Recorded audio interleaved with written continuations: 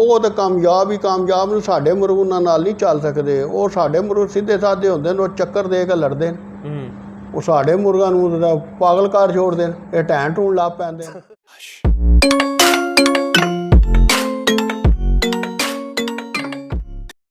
अस्सलाम वालेकुम guys, you watching कोल सील्स। मेरी हमेशा वीडियो पुराने उस्तादों के साथ होती है, पुराने एक्सपीरियंस लोगों के साथ होती है, और मेरी कोशिश यही होती है सिर्फ शौक़ दिखाने की हद तक वीडियो ना हो, उस वीडियो में कुछ ना कुछ आपको सीखने के लिए मिले। सोशल मीडिया एक बहुत बड़ी चीज़ है। वो सोशल मीडिया से इंसान रातों रात मशहूर भी हो जाता है, वो पॉपुलर हो जाता है। और हमारे फेसबुक पे जो उस्ताद हैं, जो शौकीन हैं, वो शौकीन ही उस्ताद बन जाते हैं। वैसे ही आता कुछ नहीं होता, उस्ताद बन जाते हैं। और वो फिर उस पॉपुलर शख्सियत को लेजेंड और कुछ लीजेंड का नाम देना शुरू कर देते हैं। पर जो हकीकत मानों में लेजेंड का नाम कहलाते हैं लोग, वो इंशाल्लाह मैं आपको अपने चैनल में सारे दिखाऊंगा। जेलम की जब बात आती है, आप लोग सिर्फ एक ही बंदे को जानते हैं, उस्ताद सफदर, लेकिन हम आपको ऐसे ऐसे नाम भी इंशाल्लाह दिखाएंगे जो जेलम में उनसे पहले भी मशहूर थे और अभी भी जेलम में मतलब पॉपुलर तरीन शख्सियत रखते हैं। ठीक है, उस्ताद चीमी एक बहुत बड़ा नाम है हमारे जेलम का। ठीक है, तो आज हम इनके पास आए हैं, इनके साथ थोड़ी सी गुफ्तगू करेंगे। ब्रीडों के हवाले से मुझे पता है आप लोग उकता गए हैं, काफ़ी वीडियोस हमारी ब्रीड्स के ऊपर बनी है, तो लेकिन हम जो सी ये वीडियो होगी इन्फॉर्मेटिव होगी, खुले किल से ज़्यादा रिलेटेड इन्फॉर्मेशन होगी इस वीडियो में। उस्ताद जी क्या हाल आप? उस्ताद जी तारफ़ अपना कराओ ना, अपने खुद जेड़ा ना जी तारफ़ कराओ। जी मेरा नाम सलीम अख्तर कुरैशी है सही, उर्फ चीमी है जी। चीमी के नाम से मैं मशहूर हूँ। तो ये मुर्गबाजी का मुझे अरसा 25-30 साल से शौक़ है, तो यही कर रहे हैं, तो जेलम में करते हैं। अच्छा, एक बात ये है, खुले कील का ये शौक़ रखते हैं। उस्ताद जी मैं कुछ क्वेश्चंस करूँगा आपसे खुले कील से रिलेटेड, तो सब भाइयों को उसमें प्रॉब्लम भी होती है और सीखना भी चाहते हैं। आप चूँकि तजर्बाकार हैं और आपको जो तजर्बा है वो हमें नहीं है, हम नहीं वो चीज़ें बता सकते जो आप बता सकते हैं। एक मुर्गे को कैसे पहचानते हैं कि ये ज़्यादा कीलकार होगा या नहीं कीलकार होगा? पता लग जाता है? हाँ, पता लग जाता है। कोई तजर्बा को शेयर करो ना साढ़े। हाँ बिल्कुल, वो जेड़े मुर्ग जेड़े सानू असी जिसलै उसनू तपनी देने ना, सानू अगर असी बंद किले दिते ना, तो सानू दा पता लग जाता है कि ये किल मारसी या नहीं मारसी। उहदे जेड़े अग्गू डोडे रंगे होंदे ना, असी चिट्टा कपड़ा बन्ने आ, अच्छा, उहदे ते सानू पता लग जाता है। फिर वो जिसलै वो देखने आ कि साडा गला मारसी, तो उन्हें थोड़े चावे दे देने आ। अगर उस्ताद जी कई लोग आते हैं कि तपनी तो बगैर ही है मुर्गा फिरदा है, बड़ा किलकार होना, तपनी तो बगैर ही उन्होंने कई बार पता चल जाता कि कंडेल मुर्गा है, इंज नहीं पता चलता? वो भी पता लग जाता। वो तो अक्सर तो असी तो जी देख के अंदाज़ा लाने भी आ मुर्ग साडा चंगा किलकार है, कारी मारसी है करसी हैं जी, और निशानियां होंदियां उस हिसाब ते के निशानियां डिटेल थोड़ा जाओ ना कि एक किलकार मुर्गे दी मगर बगैर तपनी तो के निशानी हो सकती है। तो एक मतलब चलो पहला यही दसो ना, बाकी उस बाद पूछ लेने। हाँ जी हाँ जी, वो किलकार मुर्ग की यही निशानी है कि मुर्ग जड़ा छोटी धौन होवे, छोटी धौन होवे, मट्टी लंबी होवे थोड़ी जी, ते किल जड़े नो छोटे नीवे लगे होवे, पंजे दे नाल लगे होवे। अच्छा, वो मुर्ग ज़्यादा किलकार होंदा है। उस्ताद जी मैं कई मुर्गे तक्के ने जिन्हां दे किल पंजे तो थोड़े उपर भी होंदे ने, लेकिन वो बाजी मतलब एक पैर विच लै लैंदे। बस वो इतफाकिया तो होया ना, अक्सरीयत जेड़ी है छोटे जड़े न किल नीवे लगे होण तो वो मार वो ज़्यादा है, मतलब बाहर उडार नाल किल लग जांदा है, तो उहदे सक्सेस रेट जेड़ा ज़्यादा है। अच्छा उस्ताद जी ये किल मारना कोई नस्ल दे नाल कोई तल्लक रखदी है जी? नस्ल नाल तो तल्लक रखदी है, नहीं तो टरले ही पे लड़ान तो भी मार लेंदे न किल। तो कुछ लोग आते हैं कि खुले किल विच कोई नस्ल दा तल्लक नहीं है, ये सिर्फ नहीं, और नस्ल दा तल्लक है, किल चलना भी तो होंदा है। हाँ, किल अगर दूसरा मारा उन्हें चल के फिर उन्हें मारता है क्या, तो जे टरला होवे उन्हें नस जाना है ना, सील ही चलते हैं। सही गल है, सही गल। तो उस्ताद जी इत्थे साडे जेलम विच थाई भी आना शुरू होए ने एक दौर विच ना, ਤੇ ਕਿਆ ਉਹ ਖੁੱਲੇ ਕਿਲ ਦੀ ਗੇਮ ਵਿੱਚ ਕਾਮਯਾਬ ਹੋਏ ਨੇ? ਉਹ ਤਾਂ ਕਾਮਯਾਬ ਨੂੰ ਸਾਡੇ ਮੁਰਗ ਉਹਨਾਂ ਨਾਲ ਨਹੀਂ ਚੱਲ ਸਕਦੇ। ਉਹ ਸਾਡੇ ਮੁਰਗ ਸਿੱਧੇ ਸਾਧੇ ਹੁੰਦੇ ਨੇ, ਉਹ ਚੱਕਰ ਦੇ ਕੇ ਲੜਦੇ ਨੇ।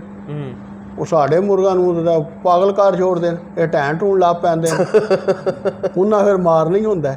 ਉਹ ਸਾਡੇ ਇੱਥੇ ਉਹ ਸਾਡੇ ਮੁਰਗ ਜਿਹੜੇ ਨਾ ਉਹਨਾਂ ਨਾਲ ਨਹੀਂ ਲੜ ਸਕਦੇ। ਅੱਛਾ, ਥਾਈ ਮੁਰਗ ਤੇ ਕਿ ਉਹ ਕਈ ਆਦੇ ਨੇ ਕਿ ਜਨਾਬ ਬੰਦ ਕਿਲ ਵਿੱਚ ਤਾਂ ਠੀਕ ਹੈ ਜੀ, ਥਾਈ ਤੇ ਇੰਪੋਰਟਡ ਡਾਢੇ ਨੇ, ਪਰ ਖੁੱਲੇ ਕਿਲ ਦੀ ਗੇਮ ਵਿੱਚ ਅਸੀਲ ਡਾਢੇ ਨੇ।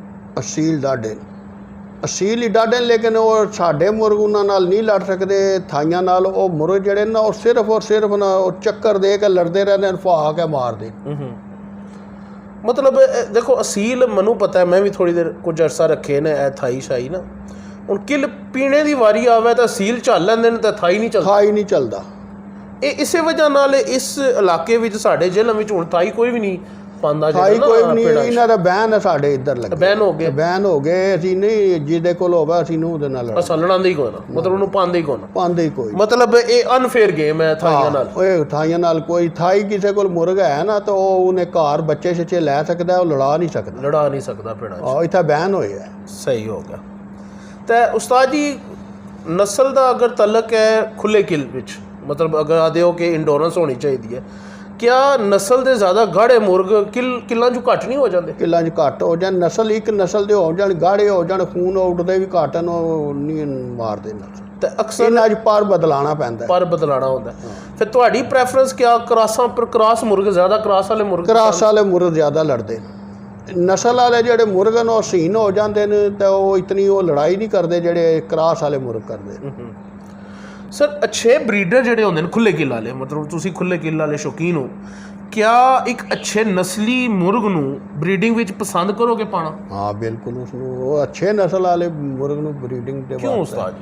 ਉਹ ਬਿਲਕੁਲ ਅੱਛਾ ਜੀ ਹੈ।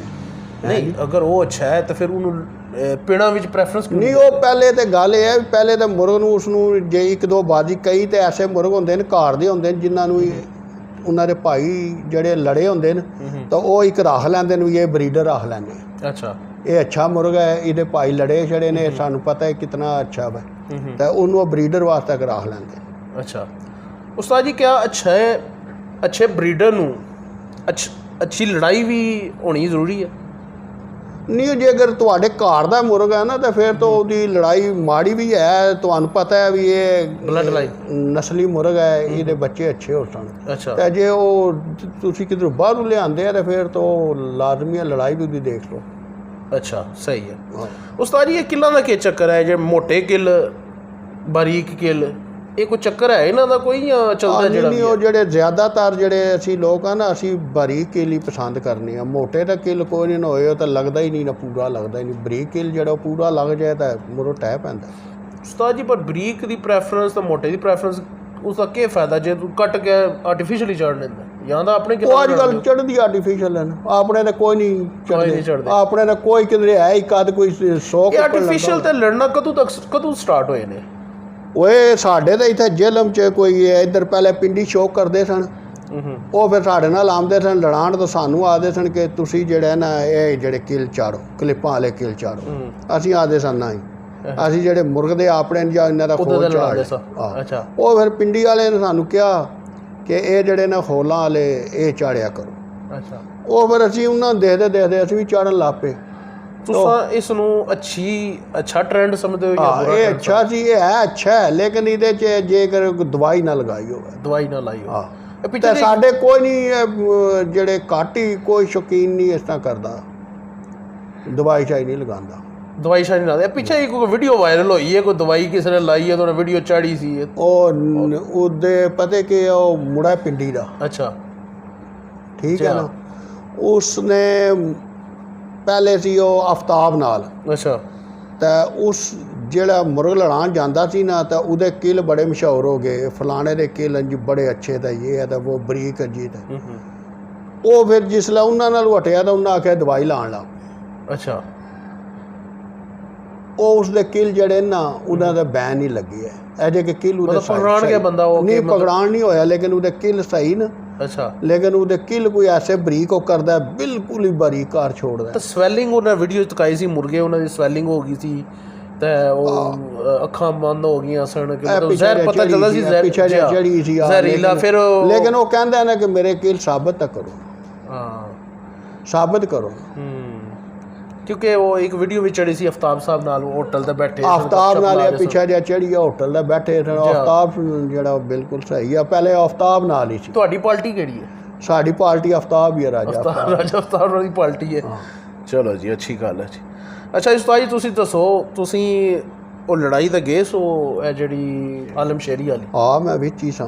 ਮੈਂ ਜੋੜ ਹੁੰਦਿਆਂ ਹੀ ਵਿੱਚ ਸਾਂ, ਜੋੜ ਜਿਹੜੇ ਲੜੇ ਨੂੰ ਉਸ ਲਈ ਵਿੱਚ ਸਾਂ। ਉਸ ਦਾ ਪੂਰਾ ਕੋਈ ਸਾਨੂੰ ਬਾਇਓਡਾਟਾ ਤਾਂ ਦਿਓ, ਕੋਈ ਡਿਸਕ੍ਰਾਈਬ ਕਰੋ ਸ਼ੁਰੂ ਤੋਂ ਲੈ ਕੇ ਐਂਡ ਤੱਕ। ਜੋੜ ਕਿੰਜ ਹੋਏ ਉਹਨਾਂ ਨਾਲ, ਕਿਹੜੇ ਕਿਹੜੇ ਮੁਲਕ ਦੇ ਹੋਏ?